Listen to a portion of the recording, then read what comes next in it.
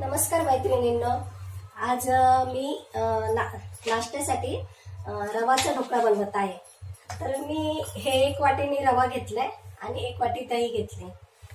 तर आता ह्याच्यामध्ये रवा आणि दही मिक्स केलंय मी। त्याच्यात जरा घट्ट झालंय ना, पाणी टाकायचं। आपल्याकडे ताक असेल ना, ताकात भिजवला रवा तरी चालेल। दही असेल तर दह्यामध्ये भिजवायचं, ताक असेल तर ताकात भिजवायचं।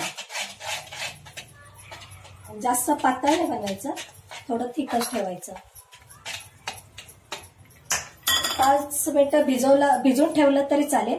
आणि आपल्या अंदाजानुसार मीठ टाकायचं, थोडीशी साखर टाकायची, म्हणजे आंबट गोड चांगलं लागेल ना, तर थोडीशी साखर टाकायची। हे मिक्स करून घ्यायचं। थोडंसं अजून पातळ करते।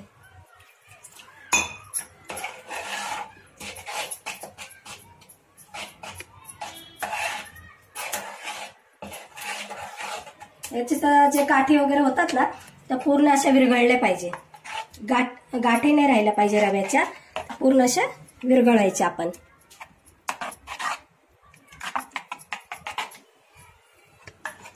तर हे आता आपलं रेडी झालंय।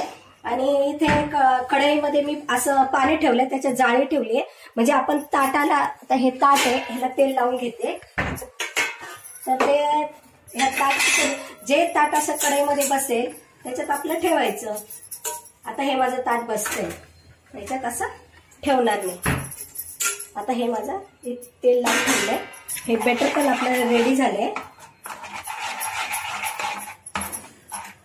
छान। आता ह्याच्यामध्ये आपल्याला थोडासा खायचा सोडा टाकायचा आहे।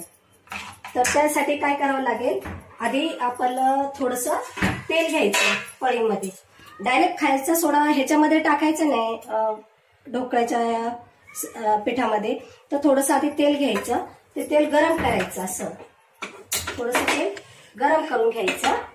गरम झाल्यानंतर मग ते आपल्याला त्याच्यात खायचा सोडा टाकायचा आणि नंतर ह्याच्यात द्यायचं टाकून। आता तेल माझं गरम होतंय।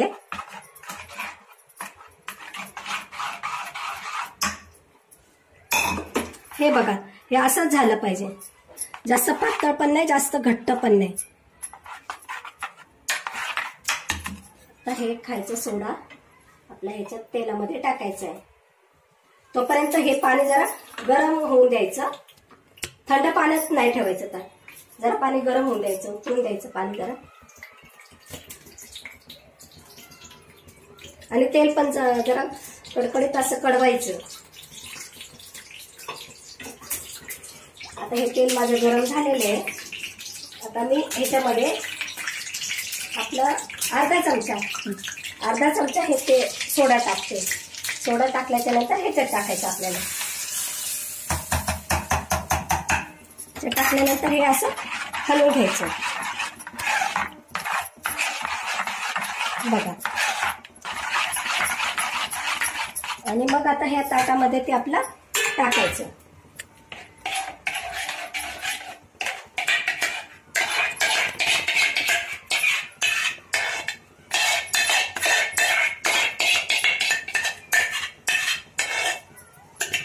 टाकायचं, नंतर असं थोडंसं एकसारखं करून घ्या।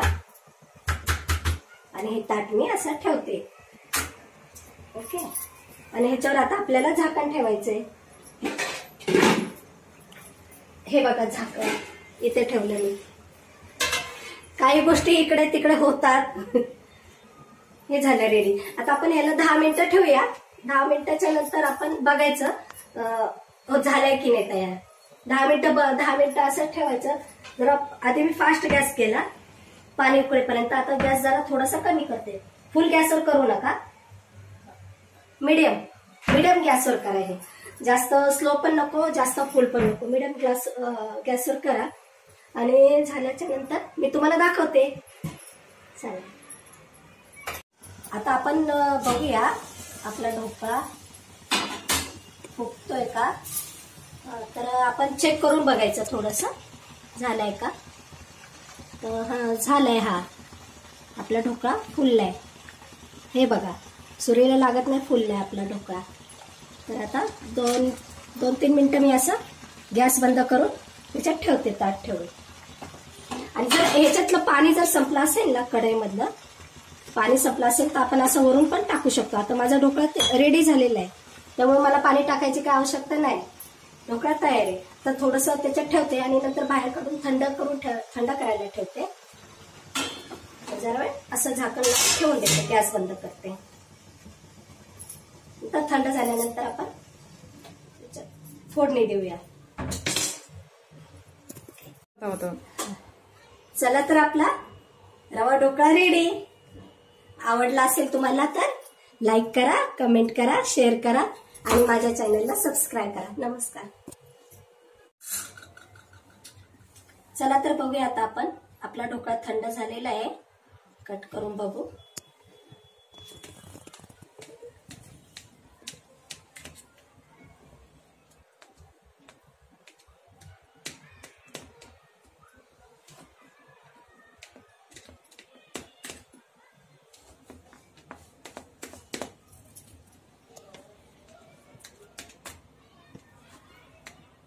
हा ढोकळा सगळ्यांना असा आवडेल. मुलांना पण असं, आता उपमा खात नाही मुलं, गोड रवा खात नाही, तर असा ढोकळा केला आंबट गोड, मुलांना आवडेल. छोटे मुलं पण आवडीने खातील, मोठी पण मुलं खातील.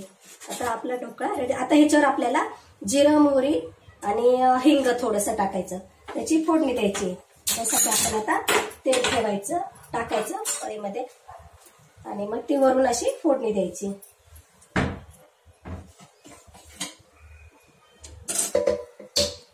आणि हे कोथिंबीर कापून ठेवली, ही पण वरून जरा टाकायची. तर मी जिरा मोहरीची फोडणी टाकते वरून. थोडंसं तेल टाकते आधी. हे आपलं तेल टाकलं, तेल जरा तापवायचं, गरम करायचं. थोडंसं जिरं, थोडीशी मोहरी तडतडली पाहिजे, मग छान त्याची टेस्ट लागते.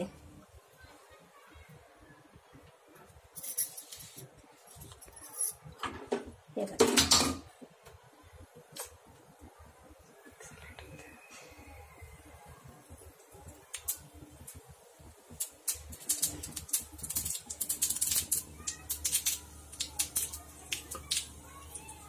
थोडंसं हिंग टाकायचं.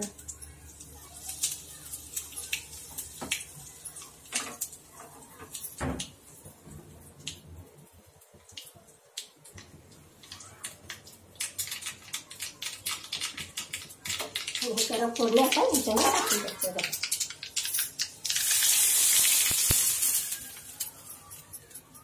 थोडंसं झाकण मारायची, वाफ त्याच्यात बसून द्यायची. नंतर आता हे वरून कोथिंबीर टाकायची.